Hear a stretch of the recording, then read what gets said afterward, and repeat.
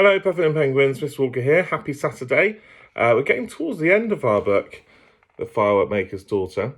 It's chapter 6 today, and then tomorrow I'll do a long read of chapters 7 and 8, and that sneak preview for I Was a Rat, another one of Mr. Philip Pullman's, I say Mr. Pullman there, Philip Pullman's shorter novels. Where we're up to in the book is Lila got to the Fire Fiend, and there's a huge adventure, but that was a great chapter, but she hasn't become a firework-maker yet. And she's been met by Shulak and Hamlet, and they've told her about her dad, how her dad's been sentenced to death for helping her escape. So they're hot-footing it back to the city to try and save him now. So we've got a new bit of a mission for our characters. Okay, chapter 6. How they did it, Lila never knew. They stopped only for Hamlet to drink deeply from the river, while Lila and Shulak snatched some fruit from the trees overhanging the bank. But after hours and hours of pounding and trudging and half running on blistered feet, they came to the outskirts of the city. The sun was setting. Of course, Hamlet attracted a lot of attention as soon as he was seen, because everyone knew that the white elephant had escaped. Soon, they were surrounded by a curious crowd, all trying to touch Hamlet for luck. Before they got anywhere near the palace, they could move no further. Lila was, nearly weeping with fear and impatience. "Have they killed my father yet? Is Latchland still alive?" she asked, but no one knew. "Move out the way!" Shulak shouted. "Clear a space! Make room!" But they could only move forwards an inch at a time. Shulak could feel Hamlet getting angry, and he feared he wouldn't be able to control him. He stroked the elephant's trunk to try and keep him calm. Then they heard shouts and the clash of swords from somewhere ahead, and the crowd parted at once. Word had reached the palace, and the king had sent his special and particular bodyguard to escort Hamlet back to his royal home. "About time too," said Shulak to the general in charge. "Come on, we're in a hurry. Clear the streets and stand aside." So the three of them, burnt and blistered and dusty and exhausted, were escorted to the palace by the splendidly uniformed bodyguard, who tried to look as if they found Hamlet all by themselves. Poor Lila's heart was beating like a bird caught in a net. "Prostrate yourselves," said the special particular general. "Grovel, faces to the ground, especially yours, boy." They knelt on the stones of the courtyard in the light of flaming torches. So you can see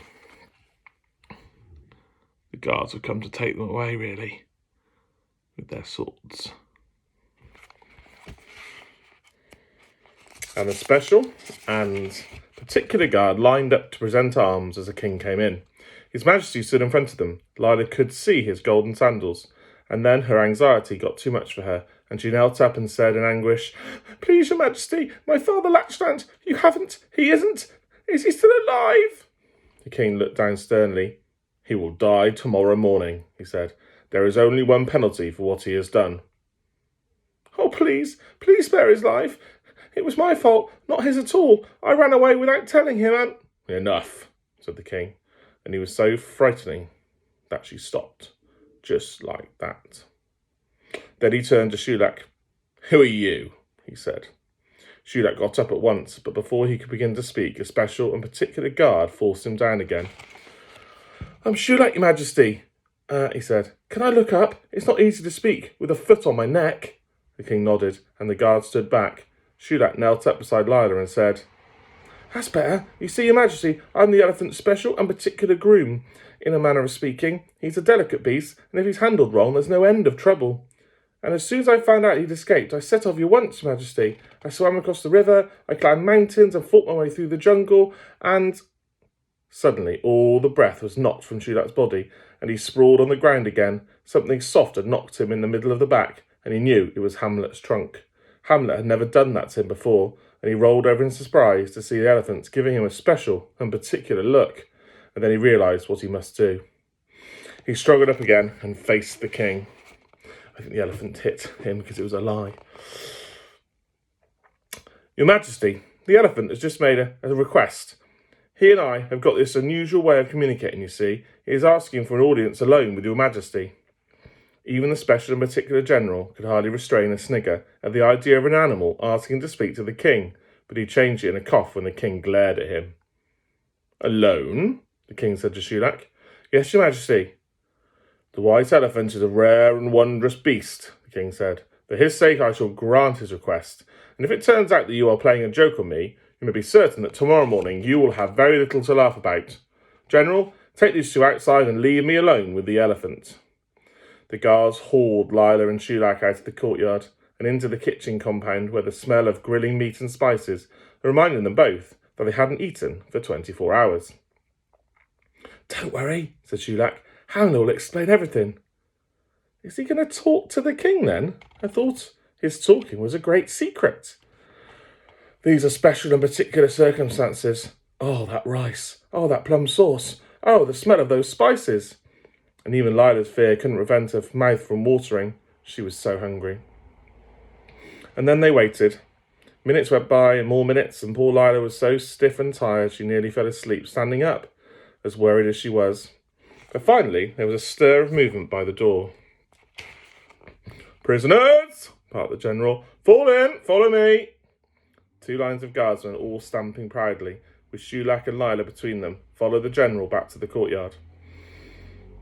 When they had bowed properly, the king said, "Firstly, as for you, Shulak, I am suspending my judgment. I have it on good authority that you have never sought to harm the elephant, but I am not convinced that you are the best person to look after him. You are dismissed." Shulak swallowed hard and looked at Hamlet. Then the king turned to Lila and said, "I have considered your case very carefully. It is highly unusual, and this is my decision. I shall spare the life of Lachlan the Firework-Maker, but only on one condition.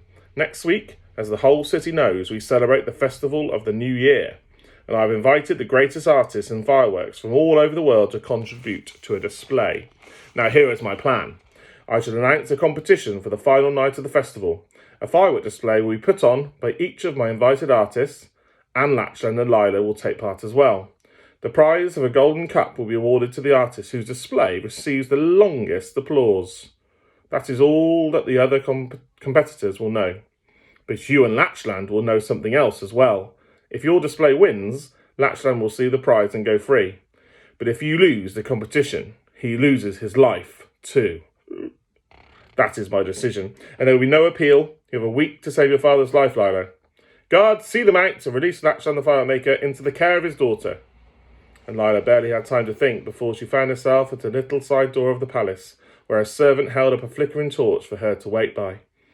But she didn't have long to wait. From behind the door came the sound of a chain falling to the ground, and then the door opened, and there was Lachlan. Neither of them could speak, but they hugged each other so tightly that they could barely breathe. When they'd had enough, they realised how hungry they were and hurried home. "We'll get some fried prawns from the stall in the alley, and we'll eat them as we work," said Lachlan. "Have they told you what the king decided?" Lila asked.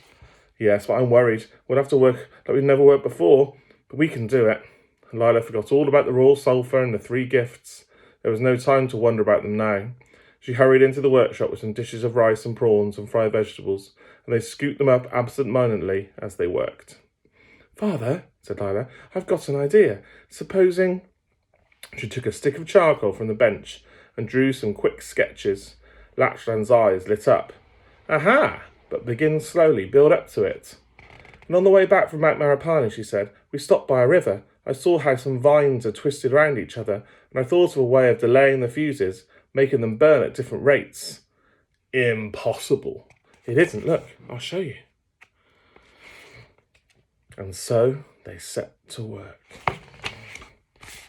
You can see them there in the workshop, trying to come up with the best design for the firework display that they can. And that's going to be the next part of the book, which we'll read tomorrow, which will be the final part of the book, where we've got this huge festival with the fireworks. Maybe think about what could happen in that display. Will Lachlan lose his life, or will they put on the best display in the land?